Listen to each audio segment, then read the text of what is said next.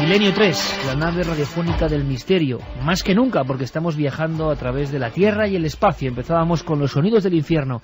Descubríamos que la historia tenía una raíz real. Ese super pozo profundo de cola. Y ahora hemos abandonado nuestro planeta azul para descubrir sonidos sorprendentes. Sonidos del espacio. Sonidos reales que, sin embargo, hay que decirlo, generan una extraña sensación en cada uno de nosotros. Nos despedíamos exactamente con este sonido. Vamos a volver a escucharlo, Geray, brevemente. Esta sinfonía, como de un gran maquinario majestuoso, decía José Manuel Nieves, daba un pequeño dato importante, lo del rey del cotarro, sí, a nivel mitológico y a nivel de tamaño, por lo menos en el sistema solar, ¿verdad? ¿Y qué decía la gente, Carmen? Que de inmediato se ha lanzado a nuestro 7640 para opinar, ¿no?, sobre qué les suena a ellos. Bueno, vamos a repetir las vías de contacto. 7640, palabra clave, Milenio, espacio, vuestros mensajes, a ver si acertáis estos sonidos. Y también Milenio 3 con número @cadenaser.com. Se ha dicho de todo. ¿Es la Tierra? Simplemente nos dicen. Ojalá fuese la Tierra la que sonase así de relajante y de armónico, nos dice Yuci Astur. Creo que es la propia Tierra, según gira con sus movimientos, hace que suene de esa forma. Nos lo decía José Losada. Mercurio, por cercanía al Sol. Ángel de Ciudad Real, podría ser Neptuno.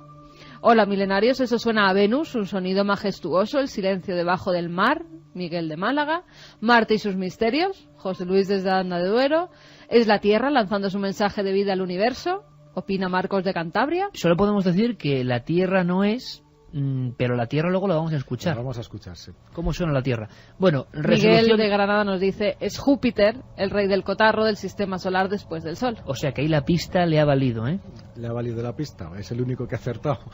¿Qué es Júpiter, claro? Es Júpiter. ¿Y por qué sonará así Júpiter exactamente? Pues imagínate, lo que se están midiendo son... sobre todo es la interacción electromagnética de las partículas que proceden del Sol cuando colisionan con el planeta, ¿no? Entonces eso, más que nada, muchos de los sonidos que vamos a escuchar, la raíz de esos sonidos es la misma, ¿no? Pero ahora que sabemos que vamos a escuchar más planetas, veréis cómo cada uno tiene su propia personalidad. Y Júpiter, efectivamente, no sé qué oyente lo decía, pero lo ha descrito que es majestuoso, se nota grande, relajado, profundo. O sea, si Júpiter tuviera que sonar de alguna manera, desde luego le encaja a la perfección, ¿no? Planeta gigantesco, ese es famoso, esa mancha, ¿no? Esa especie de huracán perpetuo que hay en medio, ¿no?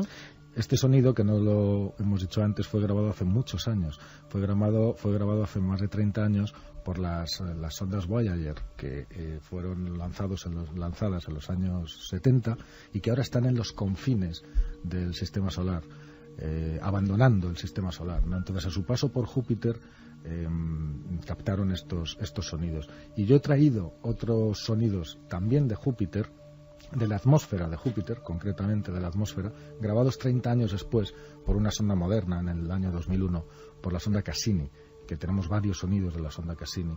Y si quieres lo ponemos el siguiente sonido de Júpiter para ver lo diferente que es. Esta es la atmósfera, ¿no? 30 años después. Sí, 30 años después. Júpiter, 2001, sonda Cassini, ahí va el sonido.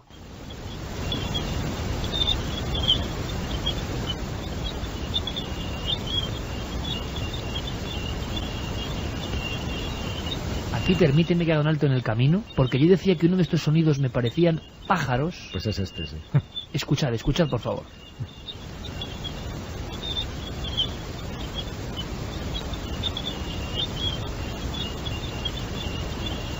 Bueno, Carl Sagan diría el nido a millones de kilómetros de la Tierra, ¿no? Algo así, parece un nido de pájaros. Sí, esto, el origen es, como ves, es de la misma familia de sonidos que el de las leónidas, como se escuchaba antes, ¿no?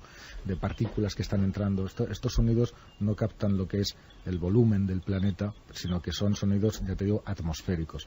Date cuenta que Júpiter es el mayor planeta del sistema solar y su atmósfera es un sistema muy complicado, con muchas capas, ¿no? no llegamos a ver nunca el planeta precisamente por lo denso de su atmósfera. Si vemos estas manchas, las famosas manchas de Júpiter, que de repente aparecen y desaparecen y que tienen un tamaño incluso superior al de la propia Tierra, ¿no? Y todo esto se produce en la atmósfera por distintas corrientes, distintas convecciones de los gases que componen la atmósfera de Júpiter, ¿no? Entonces, por eso es interesante. ¿Qué os ha parecido los pájaros del cosmos? Sí, como pájaros o grillos, ¿no? Eran como una especie como de grillos también. como pájaros metálicos, diría yo, ¿no? Sí, Es algo así bastante extraño. Hombre, la verdad es que el tema de esta noche es fascinante, y oyendo estos sonidos del espacio, lo único que me da un poquito de pena es que la única señal que realmente me encantaría escuchar no está grabada, ¿no? Que es la famosa señal WOW, la que se grabó en 1976 y que podría haber sido el único indicio de vida inteligente en otro sitio, y solamente tenemos una tira de papel continuo con una onda, sí. Con una onda y nada más, no tenemos el sonido. Es la única lástima de esta noche. ¿No se podría convertir esa onda en ese papel? Probablemente se podría reproducir, no sé si se ha llegado a hacer, pero seguramente se podría. No creo que sea difícil, ¿no? Con todo lo que se está haciendo. No tengo ni idea. Teniendo, ya te digo, teniendo la frecuencia y teniendo la longitud de onda, pues se puede hacer en hay que decir una cosa también. Muchos de estos sonidos que no serían audibles por el oído humano están comprimidos. Es decir, este que hemos escuchado, el primero de los dos de Júpiter, en realidad son 20 y tantos minutos de sonidos que están comprimidos hasta 16 veces para que al comprimir sus espectros electromagnéticos sean audibles por el oído humano, si no, no lo serían, ¿no? Es decir, si a ti te sueltan en el espacio, tú no escucharías nada, esto. Claro. No lo claro, escucharías. Además nos decían, fíjate, Francisco de Lanzarote, por ejemplo, yo pensaba que en el espacio no se podía escuchar ningún sonido, ya que no hay oxígeno ni ninguna sustancia que pueda transportar ese sonido. Y por eso tienen que hacerlo, acaba de decir José Manuel. Es una conversión al audible de las ondas que emiten los cuerpos que son grabados, ¿no? Hubo un libro, hablando del tema absolutamente sobrenatural, uno de los libros que impactó mucho en Alemania, de Konstantin Raudive, uno de estos primeros experimentadores cuando, sobre todo en el bloque del este y la Alemania del este, y se creía mucho en la investigación parapsicológica, los poderes de la mente, las voces, y era un título que vale perfectamente para esto. Fíjate, era un libro que se reproducía con un pequeño disco de vinilo en la época, año 1968, causó una impresión brutal la primera vez que se hablaba de esto, y era algo así como lo inaudible se hace audible. Se refería a psicofonías, pero nunca mejor dicho, para el tema del espacio, ¿no? Yo si tuviera que escribir un reportaje para el periódico y hablar de esto, yo lo llamaría los sonidos del silencio. Exactamente, está inventado. Exactamente, es verdad. O sea, una cosa que nosotros no podemos escuchar y que sin embargo tiene unos códigos que el hombre, que es increíble, es capaz de traducir, ¿no? Además hay una cosa más interesante, y fíjate, Jesús nos escribe desde Buenos Aires, es músico, y escuchando estos sonidos, dice, posee un oído absoluto y detecté que el sonido del sol es la nota musical do sostenido. Fantástico. Qué curioso. Más con tinte mayor que menor, y las leónidas dan la nota musical si sobre agudo. Tú imagínate llevar eso, por ejemplo, a los sonidos de un piano. Es que está llevado. Hay muchos compositores modernos. Date cuenta, fíjate, este mismo que hemos escuchado de Júpiter, pues tiene 40 años el sonido. Y lo dijimos al principio, durante 40 años no hemos dejado de enviar sondas al espacio y todas han... este material es conocido, se conoce. Aunque ha realmente inspirado... es un círculo muy pequeño el que lo conocéis realmente. Sí, pero te quiero decir, hay obras musicales cuyos sonidos, si tú escuchas estas nuevas, no sé, de Philip Glass, por ejemplo, ¿sí? Tú escuchas estos sonidos, los tienes dentro, metidos y embedidos dentro de muchas... Sí, bueno, he escuchado una cosa, Yari, por un momento, sube un momento este fondo. Este fondo es de Jean-Michel Jarre, dedicado a Cousteau. O Jarre. Dedicado a Cousteau y dedicado al profundo océano. Salvando las distancias, no es tan lejano algunos sonidos o una mezcla de sonidos que estamos escuchando con esto que es una composición de Jarre de 1990. Mira, escucha.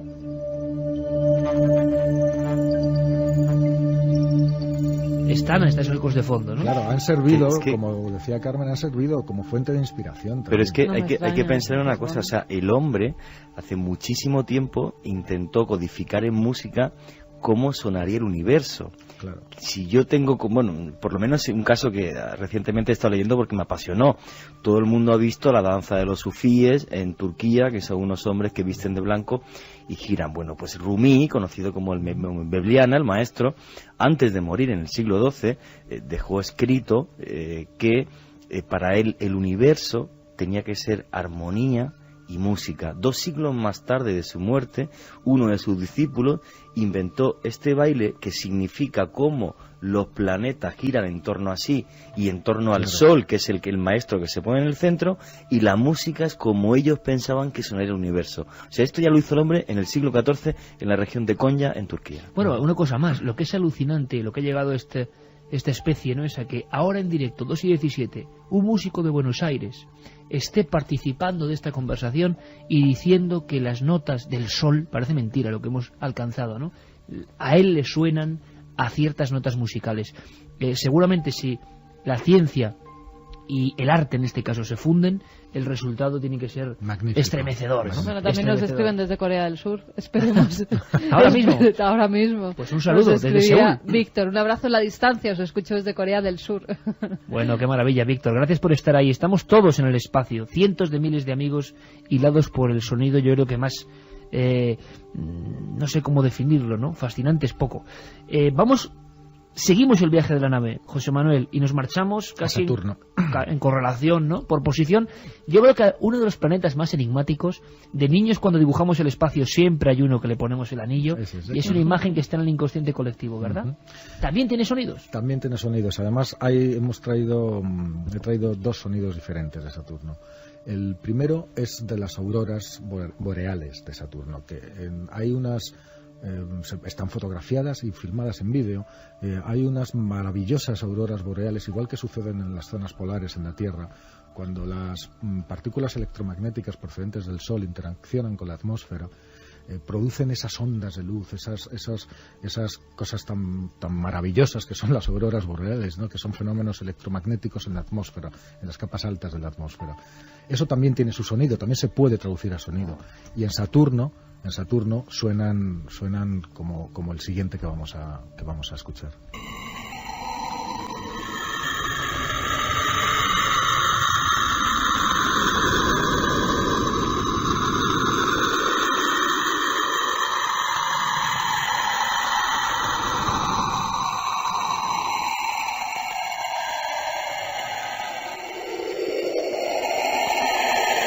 Sinceramente, José Manuel, este tiene algo de sonido del infierno también, ¿eh? Depende cómo se escuche, ¿eh? Bueno, yo lo que veo son esas luces en movimiento. Fíjate que se nota con las ondulaciones del sonido, ¿no? Se pueden identificar y tienen una correlación muy precisa, ¿no? Tenemos en pantalla ahora mismo una aurora en Saturno. Es impresionante el trazo de color, de algo... Sí, son preciosas. O sea, extrañísimo, ¿no? Date cuenta de que Saturno es mucho más grande que la Tierra y las auroras también son mucho más espectaculares, ¿no? No todos los días se escucha una sinfonía del espacio. Escuchad, esto es Saturno.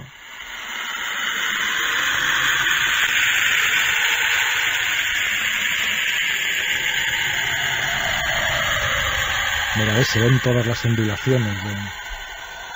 Es que esto tú lo pones en una pista de sí, esto lo pones en una pista de sonido. Ahora creo perfectamente, oye, escuchando esto, José Manuel, que lo del sonido de lo profundo de la Tierra puede ser claro, perfectamente. Porque es que parece un poco, tendemos a humanizar, imagino. Yo recuerdo el impacto de aquellas primeras fotos de la superficie de Marte, ¿os acordáis, no? Y que lo veías cercano, pero al mismo tiempo tan lejano, ¿no? Esas rocas rojizas, ese mundo tan... Y pasa con este sonido, ¿no? Que sabes que viene de millones y millones de kilómetros. Este sonido pasa lo mismo. El sonido completo dura 73 segundos, pero es una compresión de 27 minutos de sonido auténtico. Espectacular.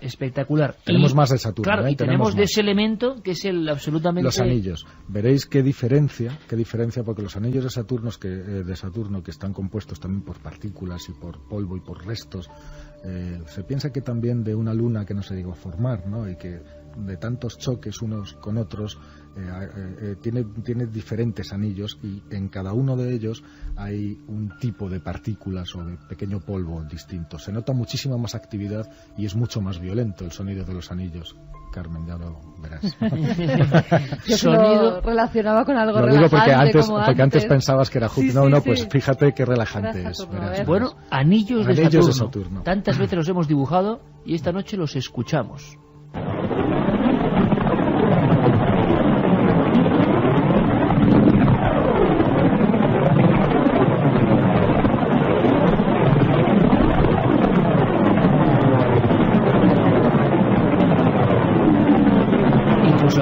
Manuel, podemos detectar como una especie de subidas y bajadas también muy prolongadas. Parece una enorme tormenta. Exacto.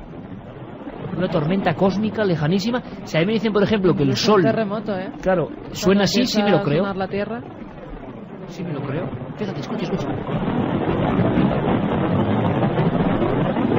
Saturno, otro planeta gigantesco, otro planeta que... Fíjate que a mí, sigue que a lo generando mejor un montón de porque los he preguntas. escuchado más veces o porque los tengo relacionados, es que me casan perfectamente, cada uno con su mundo, ¿eh? O sea, es que expresan su personalidad de una manera precisa. Bueno, ahora nos marchamos muchísimo más lejos. Mucho más lejos. Infinitamente más lejos. Claro, ¿cómo serán los sonidos del confín del espacio? Casi, para lo que conocemos, ¿no? ¿Esto qué? ¿Esto es un sonido que de dónde viene? El que vamos a escuchar ahora, pues es el sonido de un pulsar. Un pulsar es un cadáver de estrella, es una estrella que ha muerto, ¿no? O que está moribunda. De las muchas formas que puede morir una estrella, pues sabes, por ejemplo, las supernovas, ¿no? Un pulsar puede ser lo que queda de una estrella después de que ésta explote en forma de supernova, ¿no? O puede ser lo que queda de una estrella después de que la gravedad la haya aplastado tanto que se ha convertido en una estrella de neutrones, que es precisamente lo que es un pulsar. Cuando son estrellas de neutrones, sabes que los neutrones son unas de las partículas fundamentales del átomo. El átomo está hecho de un núcleo con protones y neutrones, y alrededor están girando los electrones. Pero cuando la gravedad empieza a aplastar la materia, es capaz de fundirla y de fusionarla y de hacer que los neutrones se queden tocándose los unos a los otros, ya disociados de átomos. La densidad de estas estrellas es bestial, es enorme. O sea, una cucharadita de café de una estrella de neutrones pesaría más que el monte Everest. Es una densidad de masa, de la densidad que ha adquirido materia aplastada. La vida de una estrella es una cosa maravillosa, ¿no? Porque es una lucha entre dos fuerzas. Es la lucha del horno nuclear que tiene en su corazón, que tiende a expandirla hacia afuera, y de la gravedad que tiende a comprimirla hacia adentro. El perímetro, o sea, el equilibrio entre estas dos fuerzas es el perímetro luminoso de la estrella. Pero al final... Esa estrella que nosotros vemos. Es lo que nosotros vemos, esa estrella brillando. Pero al final el combustible del que se nutre la estrella se termina, y al terminarse el horno se apaga. Y cuando se apaga, la gravedad gana la batalla prácticamente siempre. Sin esa fuerza que se opone, la gravedad, que es una fuerza acumulativa, cuanta más materia hay, más fuerte es la gravedad, aplasta a las estrellas de una manera inmisericordia, y uno de los resultados es este tipo de estrellas. O sea que lo que tenemos ahora, José Manuel, es el sonido de un cadáver del espacio a años luz. A 815 años luz, el pulsar Vela. Tienen una característica estas estrellas de neutrones, sobre todo cuando son de origen violento, como una supernova, como te decía antes, y es que giran sobre sí mismas a muchísima velocidad, hasta cientos de veces por segundo.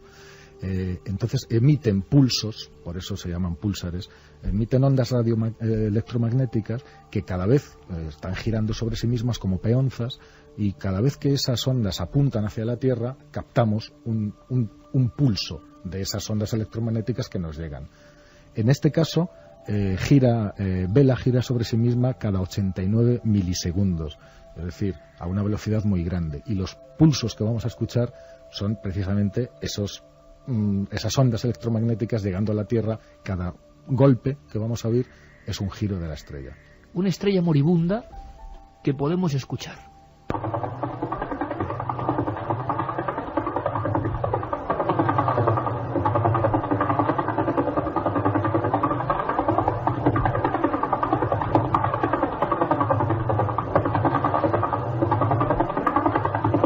Y 26, veo las caras de mis compañeros, de Juanji y de Carmen ahora. 815 años luz.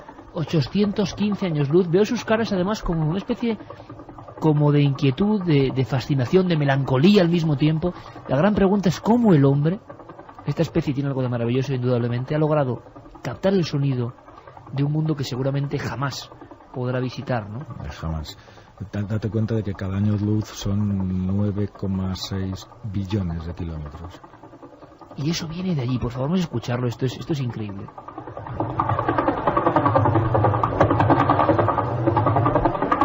Juan G. Carmen es una estrella girando, una estrella moribunda en los confines, como decía el gran Sagan, en las orillas del océano cósmico. Las aspas de un helicóptero. Parecen las aspas, pues cada golpecito es un giro de la estrella sobre sí mismo. Yo me estaba acordando de la serie Cosmos, cuando explicaba lo que era un pulsar, una enana blanca también se les puede llamar, o es parecido. Es otro tipo de muerte estelar. Y comentaba que la densidad era tan alta en este tipo de cuerpos celestes. Él cogía una pelota de tenis, me acuerdo de aquel documental, y decía, si esto fuera de una estrella de estas que vemos y yo soltara esta pelota de tenis, atravesaría la Tierra, volvería otra vez y destruiría la Tierra completamente como un queso de Gruyère. No pararía hasta destruir la Tierra, ¿no? O sea, y fíjate cómo suena esto, ¿no? Por primera vez lo oigo y me sorprende. Por primera vez quizá mucha gente escuche esto, claro. El sonido, vamos a repetirlo, el sonido de una estrella moribunda a 815 años luz de nuestro mundo.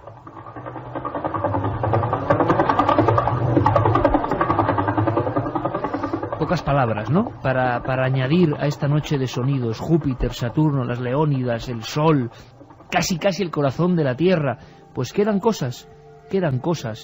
Es el sonido más denso, bueno, como corresponde. Ahora, hace poco, el sábado pasado Luis Álvarez conectaba con un viaje que estaba haciendo en Ginebra, un lugar que tú bien conoces, José Manuel. Ese gran acelerador de partículas. Sí, el CERN, claro que sí. La gente dice que se está buscando el origen del universo. Bueno, y este origen tiene un sonido o tiene unos ecos. Ese sonido tiene alguna especie como de reverberación todavía hoy, y ya no me puedo creer casi esta noche que esos sonidos se puedan escuchar. Claro que se puede. Es el sonido del Big Bang, los ecos del Big Bang. No solamente se puede, sino que lo vamos a escuchar ahora mismo. Es el más aburrido de todos los que os he traído, pero también es el más común, porque es que este sonido se puede escuchar exactamente igual en cualquier punto del universo que nos pongamos. Este sería el latido del universo real. Es el sonido que tiene la radiación térmica de fondo. Se llama así a los restos, la gran explosión del Big Bang que se produjo hace la friolera de 13.700 millones de años, nos produjo una violencia radiactiva enorme. O sea, se sabe ya hasta la fecha más o menos del Big Bang, eso yo no sabía. Se sabe la más aproximada, más aproximada que fue medida por los satélites COBE de la NASA y su heredero. Son 13.700 millones de años. 13.700. ¿Y ese eco qué era? El eco de aquella enorme explosión es una radiación que permea todo el universo entero, porque claro, antes no había universo, había un punto. El universo se sigue expandiendo ahora mismo como consecuencia de aquella gigantesca explosión. Por lo tanto, esto que vamos a escuchar es el sonido más común de todo el universo. ¿Te habías escuchado esto alguna vez, Santiago? Jamás. Mira que hemos escuchado cosas, ¿eh? Sí, pero fíjate que es curioso, hablando antes de música, muchos de estos sonidos me recordaban al sonido de un instrumento muy poco conocido, del teremín, el único instrumento que se toca sin tocarlo. Sí. Que se hace, además, en el aire. Efectivamente, a través de un campo magnético que detecta la posición de las manos del ejecutante, y puede ser que incluso que se pudiese con este instrumento interpretar esta música cósmica, sería un experimento interesante. Ya sería increíble. Bueno, vamos a escuchar el aburrido pero grandioso. Bueno, exactamente, aburrido pero caramba, en el fondo es el sonido del que todos somos hijos, ¿no? El sonido madre, sí. Vamos a escuchar ese sonido madre.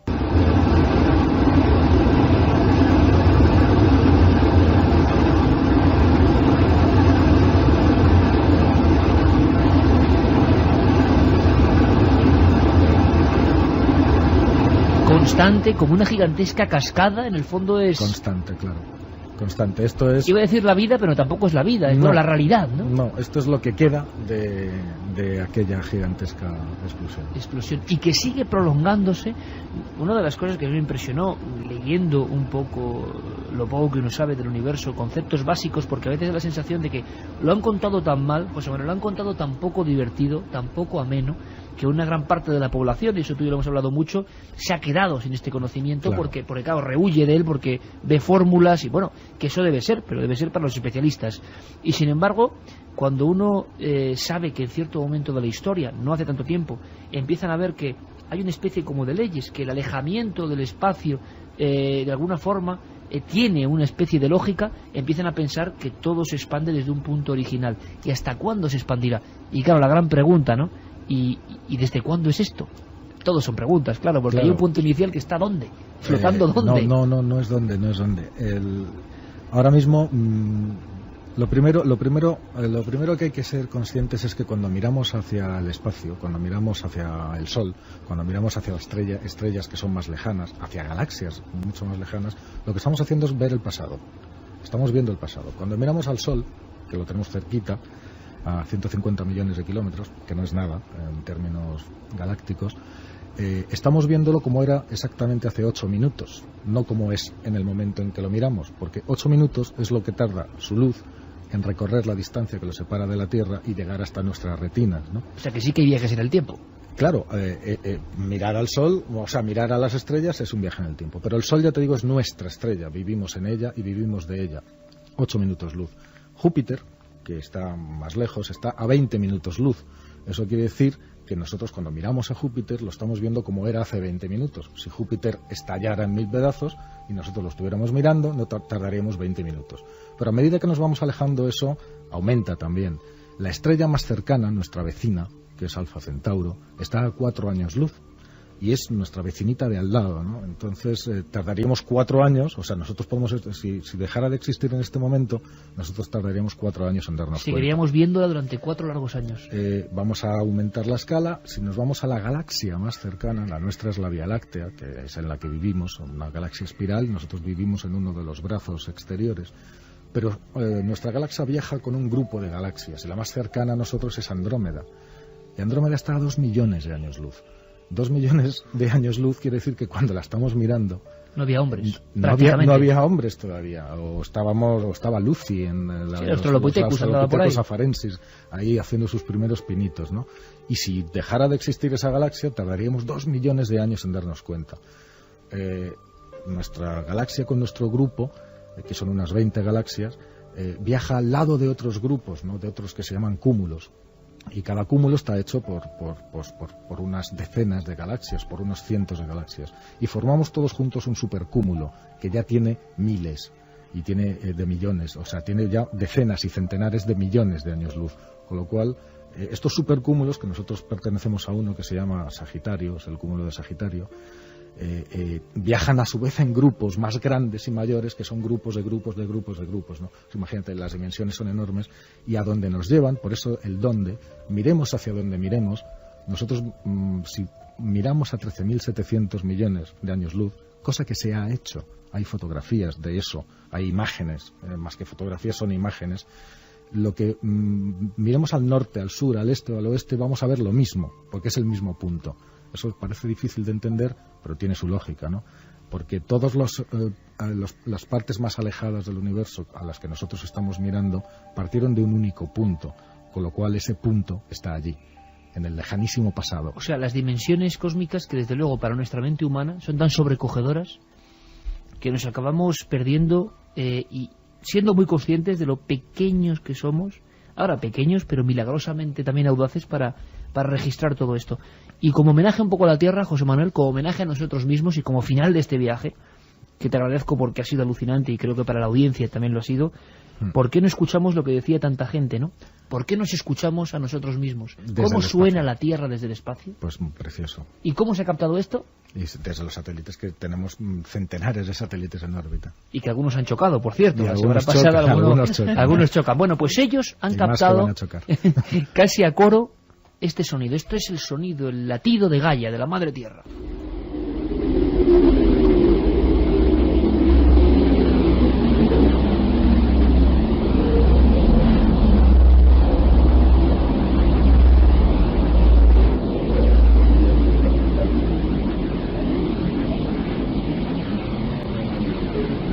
Podríamos concluir, José Manuel, con aquello de, creo que lo decía también Carl Sagan, ¿no? Que somos, nuestro organismo, nuestra realidad está compuesta de ese polvo de estrellas.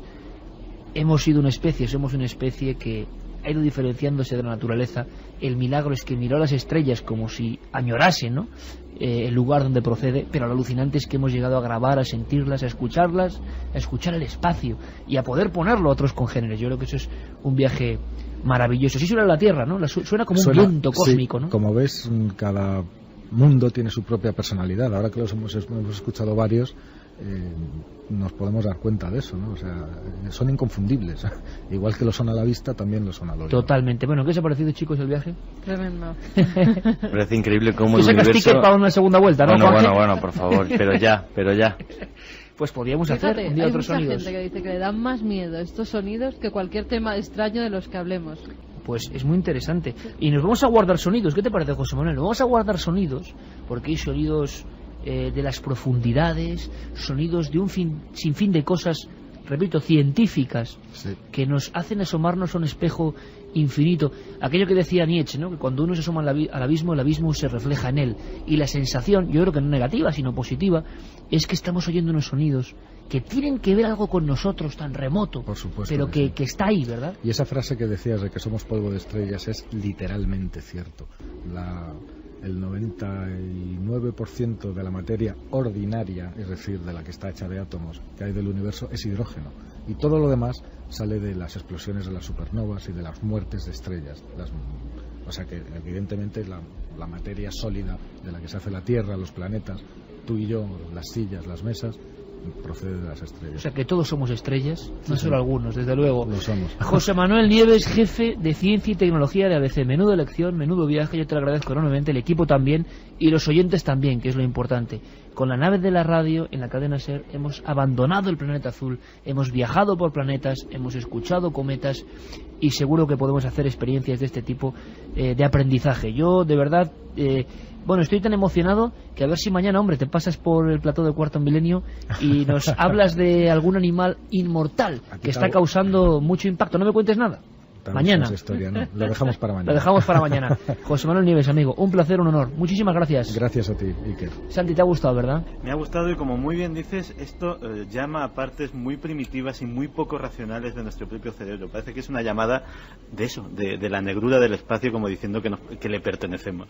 Bueno, vaya colofón, Santi, sí señor. Llama a algo que está dormido a veces y qué demonios, hay que despertarlo. Algo así sentíamos, por ejemplo, en algunas profundas cavernas, ¿no?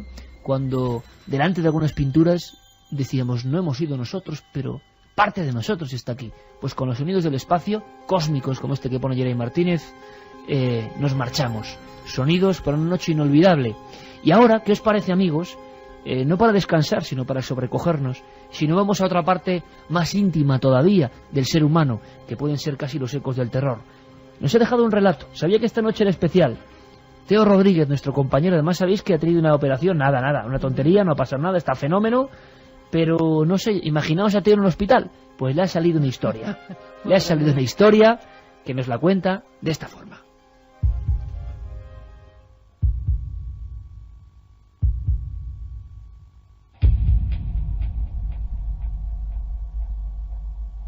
¿No sabes lo que ha pasado? ¿No recuerdas nada? ¿No sabes dónde estás?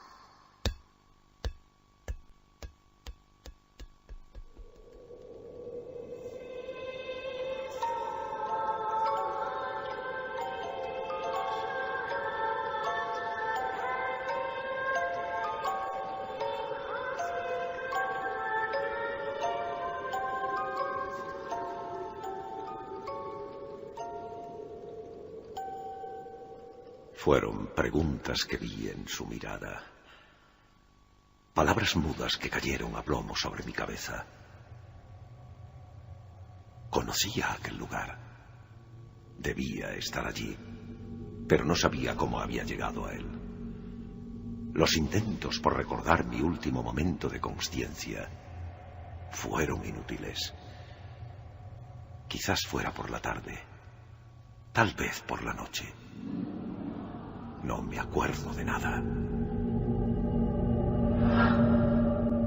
Ellos pasaban de largo, ni tan siquiera me dedicaban una simple mirada compasiva que aliviara el dolor que ardía en mi alma. ¿Por qué me sentía así? ¿Por qué? Para todos invisible. Para todos, excepto para uno. ¿Por qué me miras así? ¿Qué haces ahí? Pero no contestó, al menos con sus palabras. Un torrente de sentimientos fluían a través de sus cansados y desorientados ojos. ¿Quién eres? No hubo manera. Agarró su pelota con fuerza y salió de la habitación. Como pude, a pesar del secuestro que padecía mi cuerpo, logré incorporarme y fui tras él. Un largo pasillo helaba mis pies descalzos. Figuras que deambulaban de un lado a otro, flotando en una atmósfera falta de aire, falta de vida. Imágenes que no eran de hoy. Quizás lo fueran del pasado. Provocaban aún más preguntas a lo desordenado de mi razón.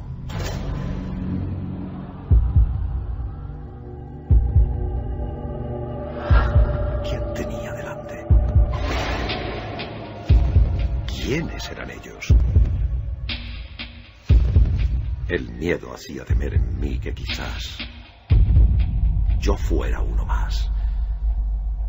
Dejé de plantearme cuestiones y decidí acudir en busca de las respuestas. A cada paso le sucedía una gélida bocanada de angustia que se clavaba en mi espalda. Susurros que acariciaban mis oídos advirtiendo a mis sentidos que no debía continuar, que debía detenerme allí mismo. Y así lo hice. Hasta que un intermitente estruendo comenzó a golpear mi cabeza una y otra vez. Una y otra vez. ¡Basta ya! ¡Basta ya!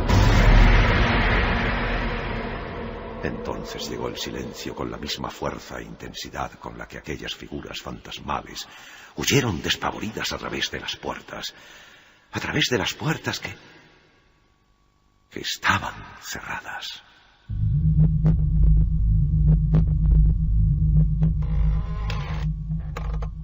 De repente una de ellas se abrió muy despacio. La que estaba al final del pasillo. De ella surgió una pelota blanca que, rodando en perfecta línea recta y disminuyendo paulatinamente su velocidad, se detuvo justo ante mis pies. No dudé en agacharme y cogerla.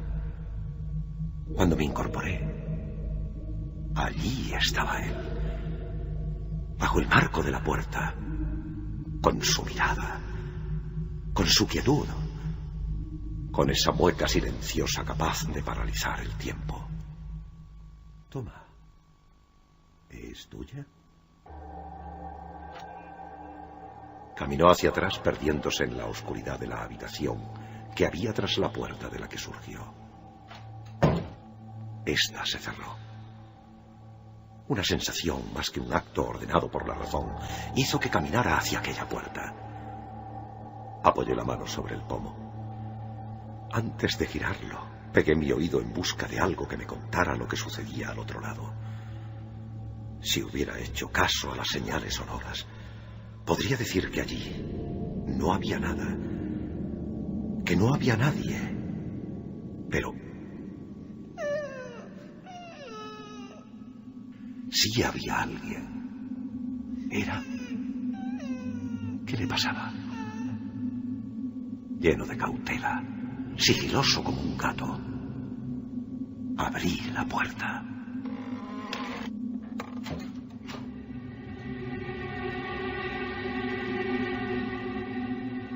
Y allí estaba él, de espaldas a mí, apoyando sus pequeñas manos sobre los pies de una cama. Sus hombros latían desconsolados, como lo quebrado de sus lamentos. Y oraba por alguien que solo él veía. No pude más que agarrar la pelota y acercarme a él.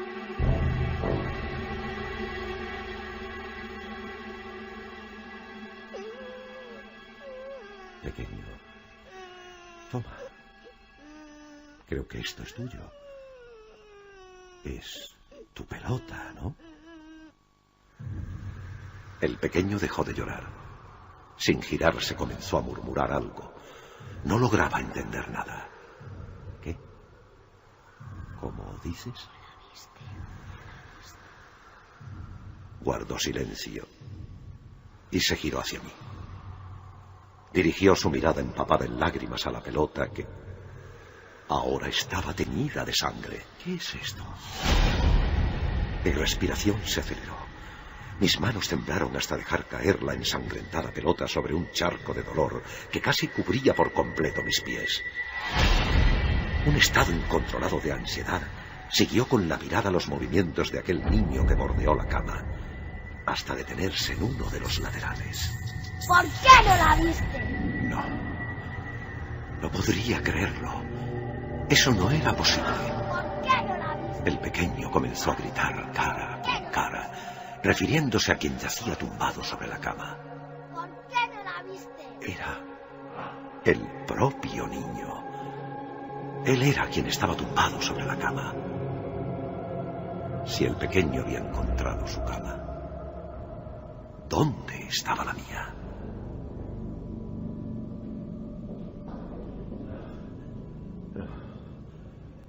¿Qué te pasa? ¿Dónde estoy? No grites más. Cariño, cariño. Calla. Ya está. Tranquilo. ¿Dónde estoy? En el hospital. ¿Qué le pasa a mis piernas? No les pasa nada. Es la anestesia. Te han operado. Ya ha pasado todo. Pero no. No había pasado todo.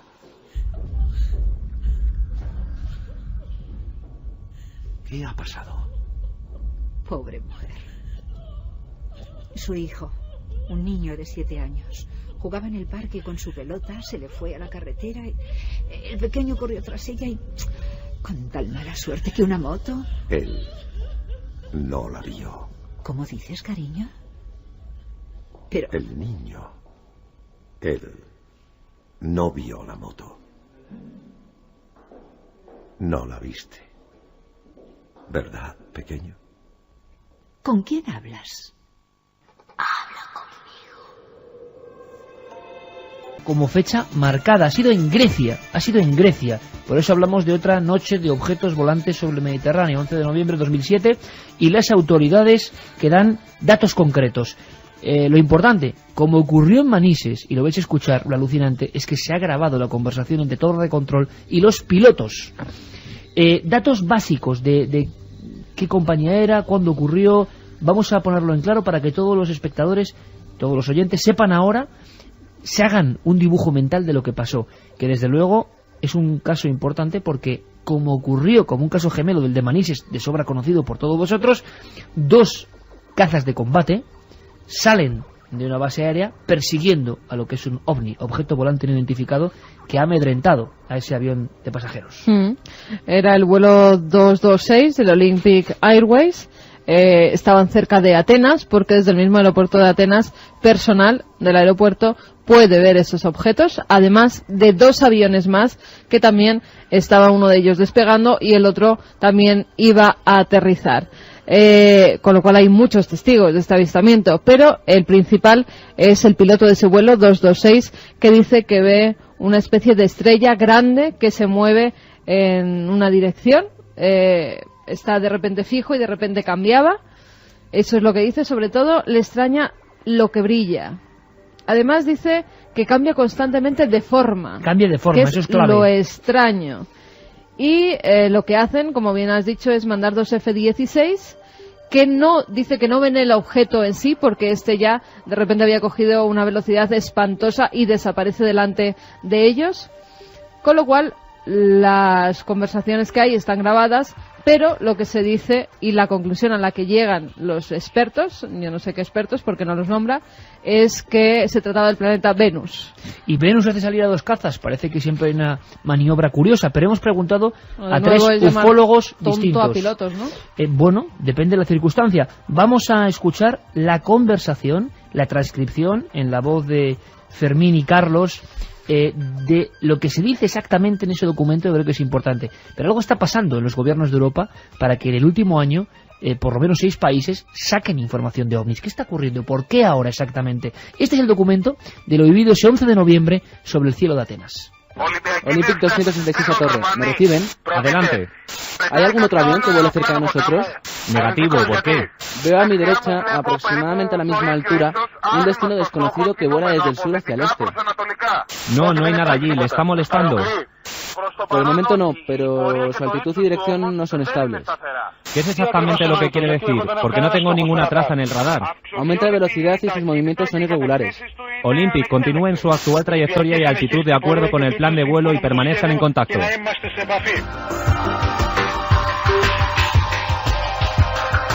Voz de Almas sobre el Mediterráneo, lo que habréis escuchado sí que es la traducción de nuestros compañeros, pero las voces, la transcripción de lo que ocurrió entre el avión y Torre de Control. Hacía mucho tiempo que no escuchábamos un documento nuevo de este tipo. Hemos preguntado a 3 ufólogos bien distintos, cada uno con ideas muy distintas, y podéis sacar conclusiones. Ellos analizan el caso de esta forma. El primero, nuestro compañero Javier Sierra.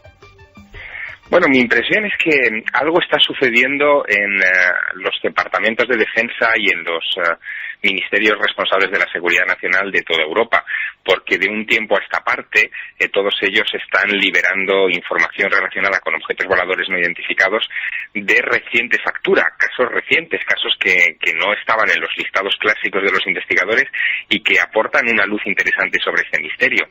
En el caso en particular que nos ocupa, la luz que arrojan es que el fenómeno OVNI sigue comportándose exactamente igual que hace 20 o que 30 años, de manera elusiva, siendo detectado por pilotos tanto profesionales civiles como profesionales militares.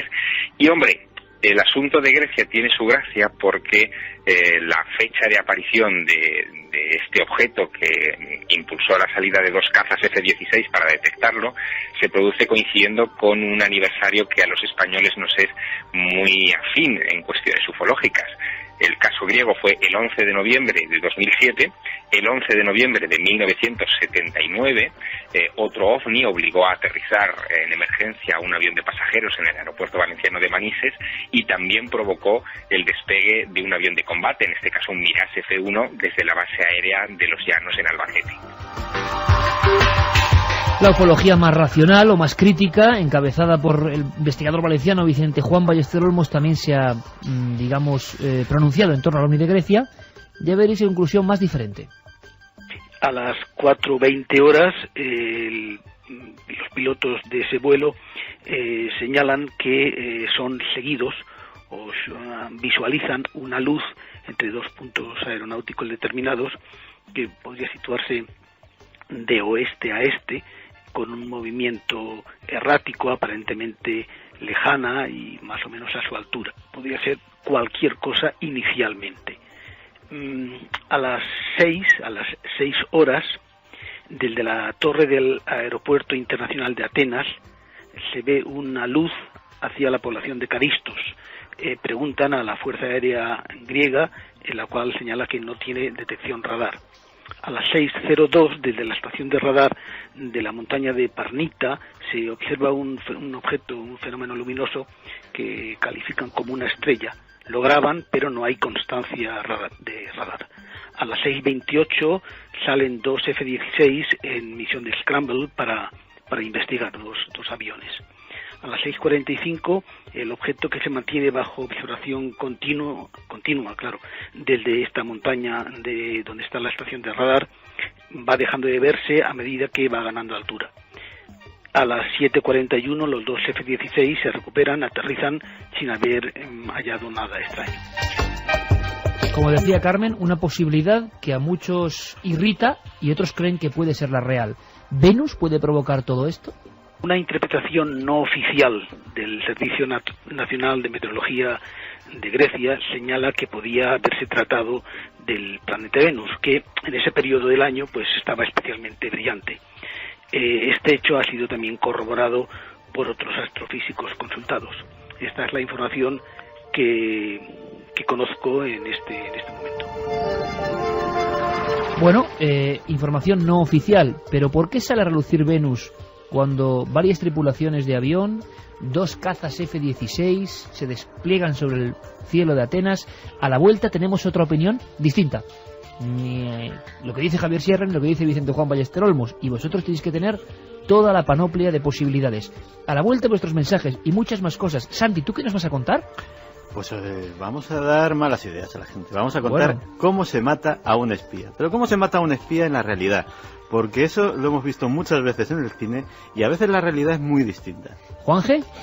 Yo del rey más sabio de la antigüedad, que no fue ni más ni menos que Salomón, y de esa famosa ciudad o lugar de Ofir, que aparece en la Biblia 9 veces citado, donde se comenta que se traían infinitas cantidades de oro. Interesante. Y por último, Carmen, un caso en Escocia que ha levantado gran polémica y que habíamos escuchado cosas parecidas en la India o lugares muy espirituales. De un niño que parece que ha tenido una reencarnación. O que recuerda una vida anterior, ¿no? Recuerda una vida anterior. E incluso lleva a la madre para visitar el lugar y le muestra dónde había vivido hace unos cuantos años. 3 historias, y habrá muchas más. Con vuestras opiniones, por supuesto. La nave del misterio continúa en su viaje. Ahora las noticias.